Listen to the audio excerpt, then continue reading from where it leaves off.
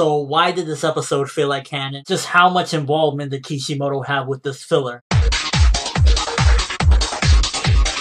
So I actually thoroughly enjoyed this first filler episode of the Kakashi Anbu arc. It was actually pretty enjoyable, and it actually felt like it was giving context to things and just showing the merger from, going from the third Hokage to the fourth Hokage, giving reasoning as to why Hiruzen stepped down, and it felt like it was just giving us a lot of interesting information that we never really got from the series itself, and it's really making me think, did Kishimoto have any involvement in this? Because a lot of this stuff felt like this should be canon parts. Can't even lie, at the beginning of this episode, they actually made me genuinely feel really bad for Kakashi, because this is just following straight away from the events of him killing Rin. He's distancing himself from everyone else, and I understand why he's doing that. He feels as though I already lost first best friend, Obito. I lost another best friend, Rin. I don't want to lose anyone else that I'm attached to, so let me detach myself from everyone. And I like how it's giving a little bit more information and a little bit more of the bond between Kakashi and Guy, and how Guy, even though they were rivals, he was really like a good friend for him. He was looking out for him. He's kind of like, I know this dude lost his friends,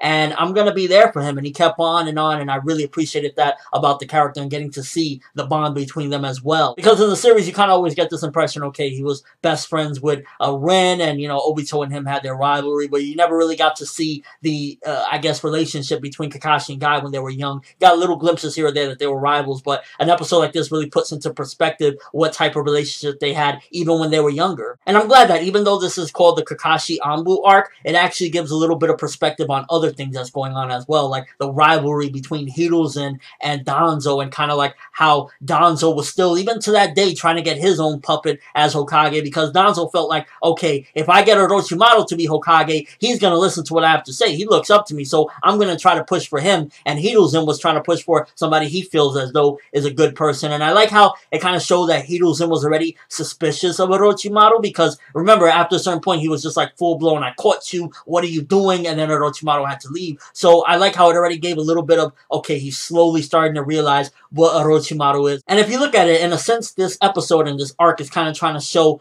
the other side of it. While Obito was doing all these dastardly deeds behind the scenes and being this evil guy after the events of Kakashi Gaiden, this is showing what Kakashi was doing after the events of that and after the events of Rin's death. Kind of like, he was pretty much a very depressed person, and I'm not exactly sure, because I can't remember regarding Kakashi when he started reading. Was he always reading? But we get to see that he picks up this book on how a ninja should die, and I'm curious, was that the first time he read? If that's the case, that's pretty interesting that we get to see the very first book that got him to start reading, and if not, if he was already reading at that particular point, then that just goes to show the parallels of where he's at right now and how really this is affecting him, from going from like romance books to something as dark as this. That's a very dramatic drop. You could clearly see that. He's depressed, and I don't blame him. Like, this episode thoroughly really made me feel for the character. And it just gave us information that we never got. We got to see why Hiruzen stepped down. Pretty much he felt as though he was a failure with the Third Great Shinobi War, how he didn't stop a lot of things from going down, a lot of Danzo's men. And we even get to see that Kakashi joined the Anbu because of Minato. Minato said, I want you to be the right-hand man to me. So we get a lot of information in this episode that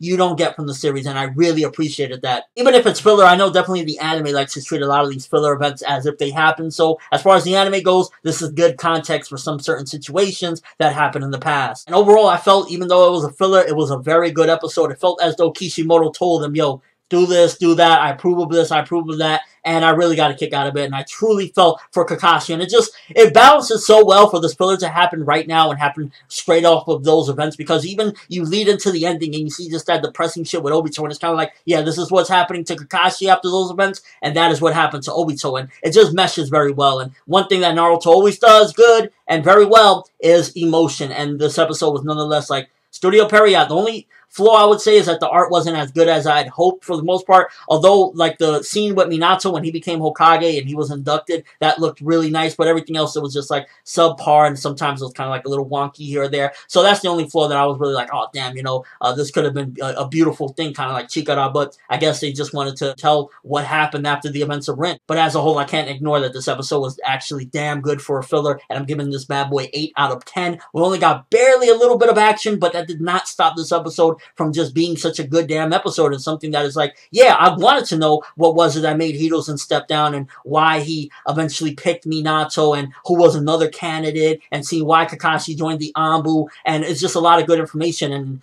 next week's episode says Minato's death or the fourth Hokage's death, I forget, one or the other, and that's just going to show even more events that we didn't get to see, like what happened afterwards. So for a filler episode and for a filler arc so far, we're on good waters. Animation could be better, art could be better, but nonetheless it's still like good shit. Let me know what you guys think, first of all, for the first filler of this Kakashi Anbu filler arc. Did you get a kick out of it? Do you think that this was interesting information? Also, was it that Kakashi already was reading, or was this showing the dynamics of what happened to him and how much it changed him that he went from reading funny shit or, you know, lovey shit to just depressing shit? And did he ultimately feel bad for Kakashi? This episode, I don't know, it really struck me this morning when I watched it. I was like, I feel bad for this dude. He went through a lot. But that's all I have for this review. Thanks for watching. Hope you enjoyed. Thumbs up for this Kakashi Anbu filler, because right now it is actually pretty damn enjoyable and pretty damn insightful for these characters and the events in the Shinobi world at this time. I'm ForneverWorld, and as always, people, have an awesome day.